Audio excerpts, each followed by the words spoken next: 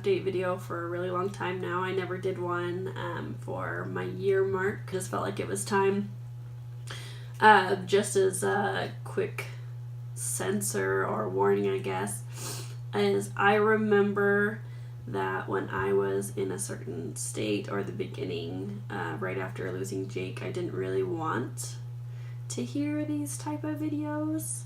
This may not be for you, and that's part of the reason why I haven't done it, is because I was thinking about all the new widows out there and just that it might be hard to hear. And then I realized that the whole point of this channel was to document my journey and how I'm processing everything and to be real and honest. And so here's my real and honest update. I had to take notes because I'm a terrible rambler. I went back and watched some of my old videos, and that was very apparent that I like to ramble. So I thought that I would take some notes. So if I look down every now and again, it's just because I'm trying to keep myself on track. I know I had mentioned in one of my videos, I can't remember which one, I watched a whole bunch of them all together because I usually don't rewatch them. They're hard to watch. But I remember that in one of them, I mentioned the reason that I lost Jake was through addiction. I didn't want it to be a focus. I didn't want it to be something negative, but I lost him to addiction. A lot of what I was feeling during that time was anger for the addiction. Me and Jake were married for 6 years and some change, just shy of 7 years, and basically all about maybe the first 6 months to a year, everything else, we were battling addiction. And so I felt so angry that addiction had won. At least that's how I saw it in my mind. I felt like I had spent all this time worrying and all this pain of fighting this addiction, and then just to have it win and take him. I was so angry, and I was angry at him for going back to it. He had just gotten out of rehab and he had been clean for about 3 months, and I just was so mad. And that's where a lot of my pain that I was hiding, that I didn't talk about because I didn't want to overshadow the person that he was by talking about the addiction. But that was really hard to overcome the anger. So I don't know if I talked about it, but I was in therapy for a while, and that did help me a lot. But I just wanted to talk about that a little bit because I don't know that I was ever really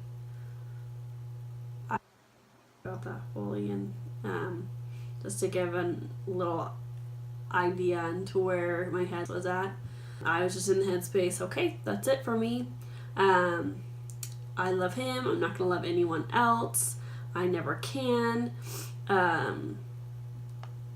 And I just was very much in that mindset and in my grief and processing that. And then cue Julio, my husband. So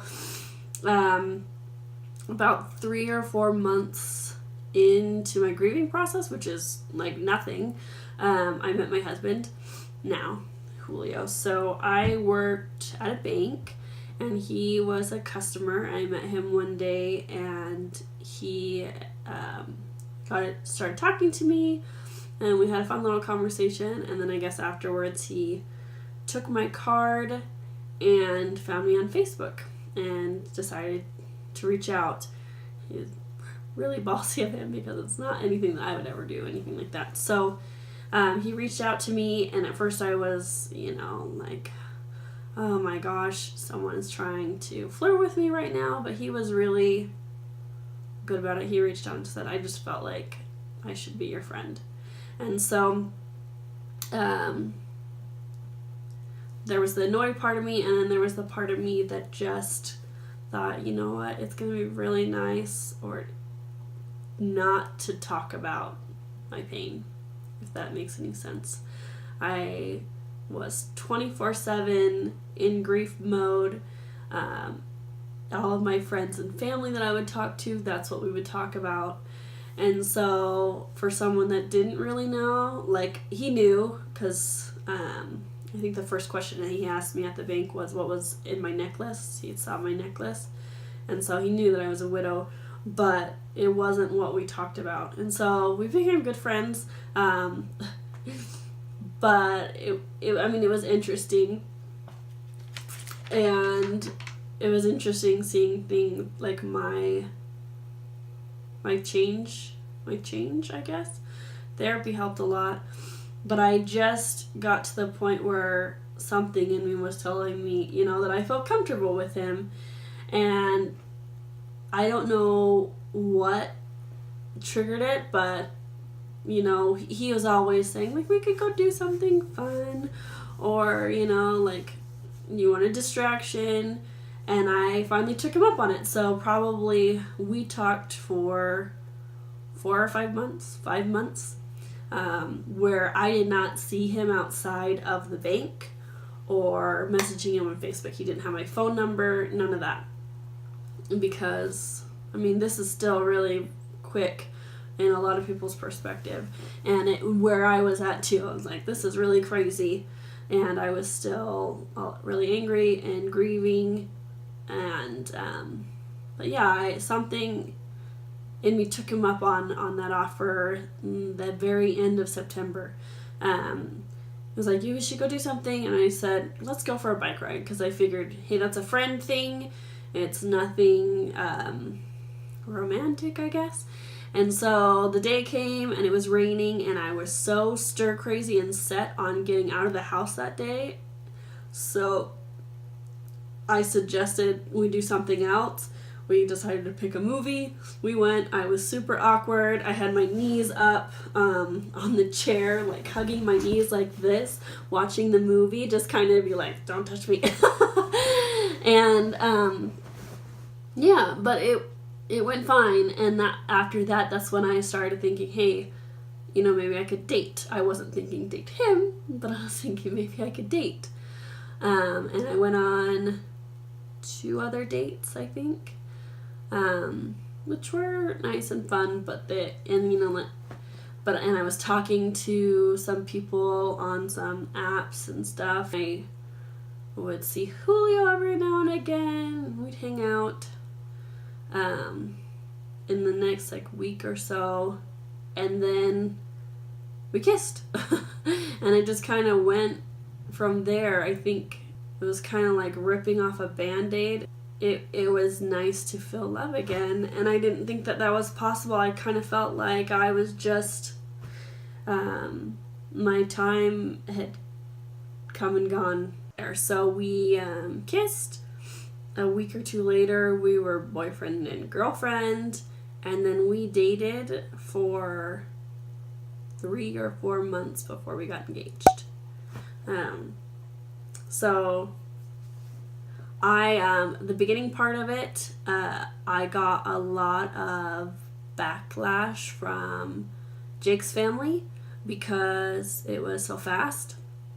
And they were concerned about Julio and his intentions.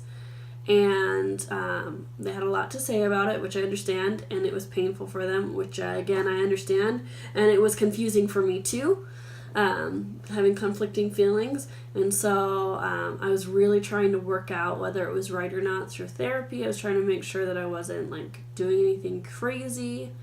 And I was trying so hard to even communicate with Jake, as crazy as that sounds. I just really needed to know his thought on all of it, I guess.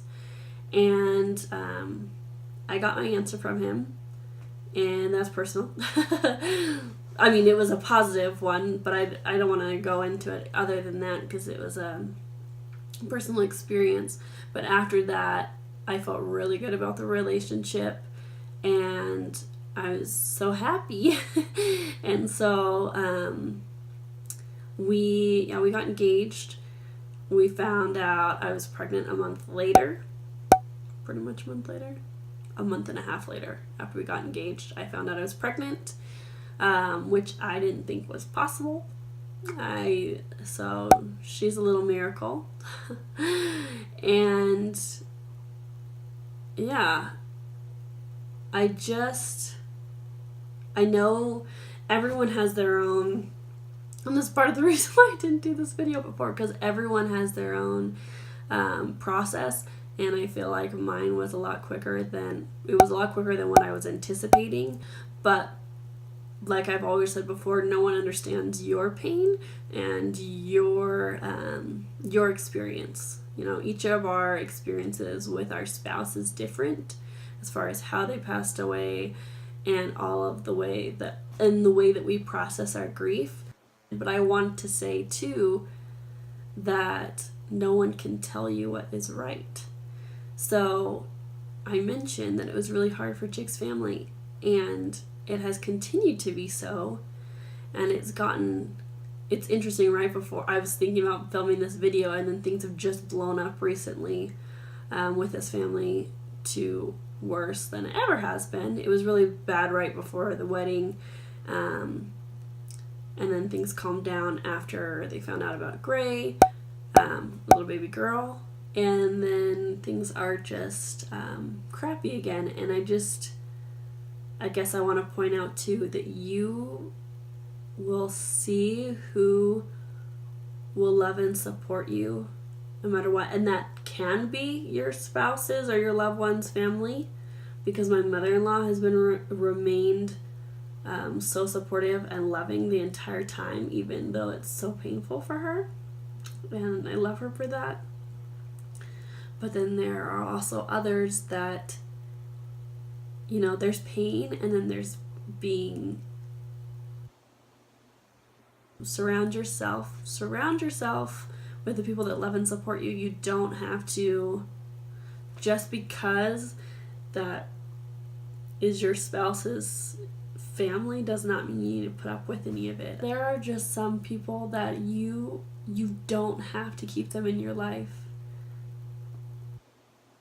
Someone can be in pain without being nasty, and people that truly love and support you will want you to be happy. Or, my mom and dad, of course, want me to be happy.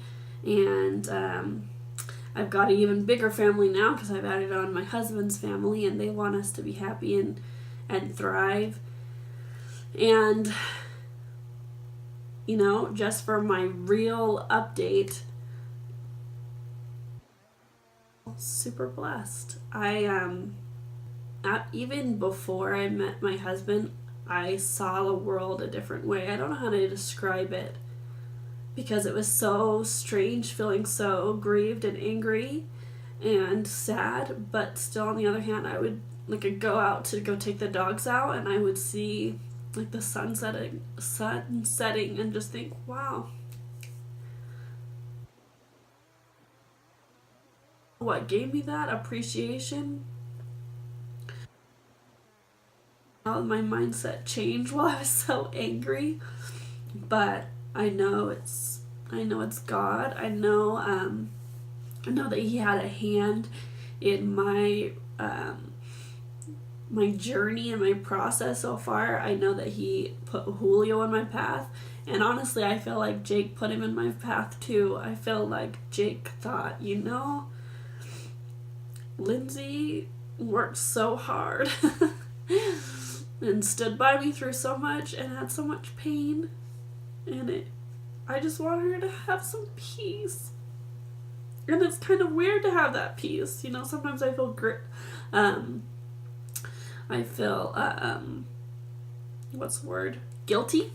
guilty for having peace, but it's so nice, and I feel so grateful to have been given love again, because I didn't think it was going to be possible. I didn't want to be, but it feels so good to have that love in my life again, to be a mom. Life is crazy beautiful. Some of you hope out there, and I know every story's different, and my story's not over yet either, but as of where I am right now, I just am feeling really grateful and blessed and happy. It's a good feeling. It doesn't. And then there's other days, where I think back and I realize, it's like a realization hit me again that, oh my gosh, this happened to you. And somehow you survived it. And I have no idea how. But then I think back and I know it was through God. And I have a lot of faith. My faith has really been strengthened because of little things in my life since then. I know that I have a guardian angel and I have a loving Heavenly Father that has really really blessed me and has shown me how much He loves me with all the little things in my life and big things. My family is a big thing. I felt like it was time to do the update. I hope that it gives hope. I might turn off the comments because I have a feeling that I might be negatively received just how quickly I moved forward. Not moved on, moved forward. And well, I don't know, we'll see. But this channel has always been about us supporting and loving each other. So if it turns into anything other than that, I definitely will turn off the comments. But I want to send hugs out to all of you, whether you're new in your grieving process or if you're further along. I know that when I was really new, a lot of the comments on my channel were from widows, years into their journey, and it was incredibly strengthening and helpful to me to have that sisterhood or brotherhood. There was some widows out there as well that commented, but I hope to give faith, and I hope to give hope, and you're ready for happiness, that it can be achieved, and that life is beautiful. And we'll continue to live on in our lives, but that doesn't mean that you can't be happy again.